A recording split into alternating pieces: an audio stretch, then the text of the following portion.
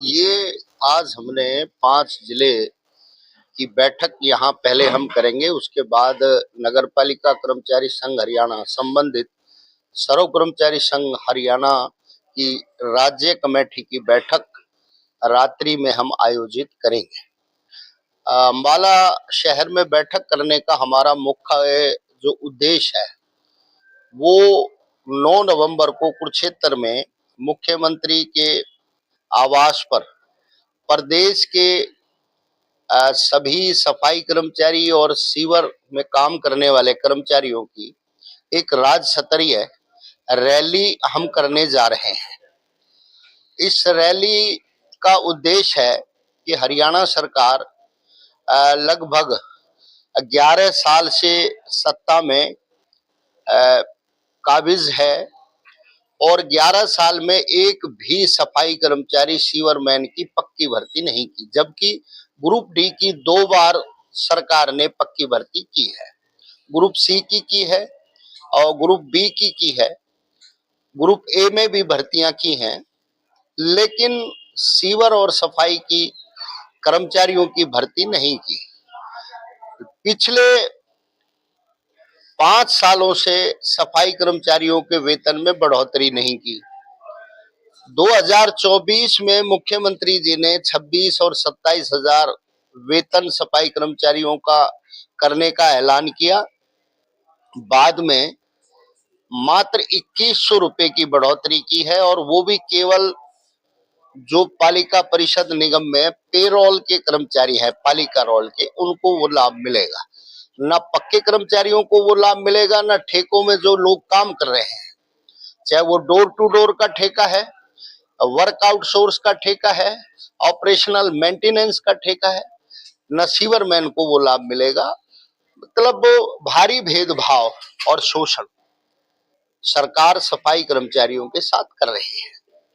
यहां तक कि पक्की भर्ती के अलावा सरकार ने 2022-30 जून को हरियाणा कौशल रोजगार निगम का गठन किया था और सभी प्रकार के ठेकों को खत्म करके ठेके में लगे कर्मचारियों को हरियाणा कौशल रोजगार निगम पर शामिल किया। सफाई सीवर के काम को या उसमें काम करने वाले कर्मचारियों को हरियाणा कौशल में शामिल नहीं किया गया। आज भी सफाई के काम में ठेकेदारी है और कहीं 6,000, कहीं 7,000, कहीं 10,000 वेतन दिया जा रहा है। पूरी तरह से सफाई कर्मचारियों का सरकार में शोषण है।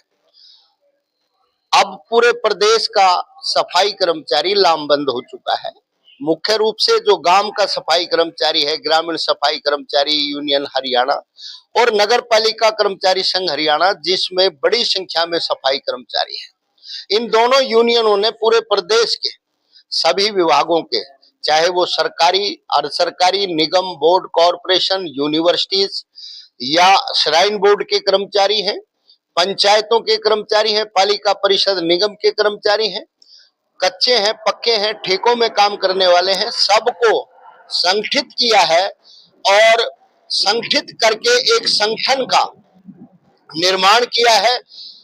आल सफाई कामगार संघर्ष समिति हरियाणा, जिसका नाम रखा गया है, और 9 नवंबर को पूरे हरियाणा के गांव से लेकर के शहर तक के, सरकारी हो चाहे प्राइवेट स्तर पर घरों में काम करने वाले हो, दुकानों पर काम करने वाले सफाई कर्मचारी हो, मॉल में काम करने वाले हो, या वो सोसाइटीज में काम करते हो, या अन्य सरकारी डिपार्टमेंटों में, स्कूलों में, कॉलेजों में, रोडवेज में, बिजली में, इरिगेशन में, तमाम सरकारी अर्ध सरकारी जितने भी सफाई कर्मचारी सीवरमैन हैं, वो सब इकट्ठा होकर के 9 तारीख को मुख्यमंत्री के दरवाजे पर रैली करेंगे और इस रैली का नाम है सफाई कर्मचारियों की महापुकार।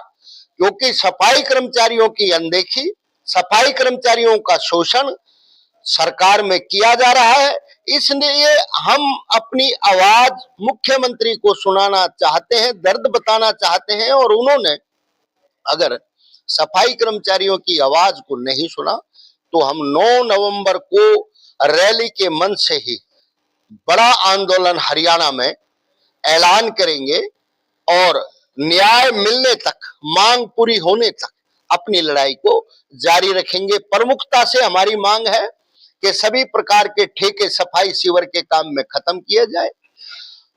सरकार के नियम अनुसार 400 की आबादी पर एक सफाई कर्मचारी की नियुक्ति की जाए।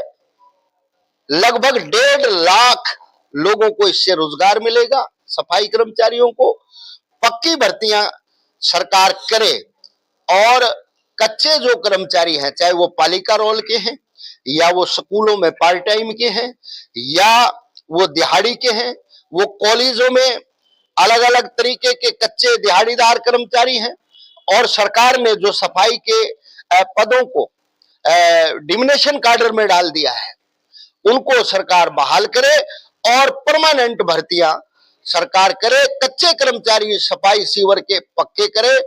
और हमारी अन्य जो मांग है, 11 सूत्रीय मांग पत्र है, उस पर सरकार बैठ करके विचार करके उन मांगों का निवारण करे। अगर सरकार नहीं करेगी तो 9 नवंबर को महापुकार रैली के मंच से सरकार के खिलाफ हम बड़ा आंदोलन करने का ऐलान करें।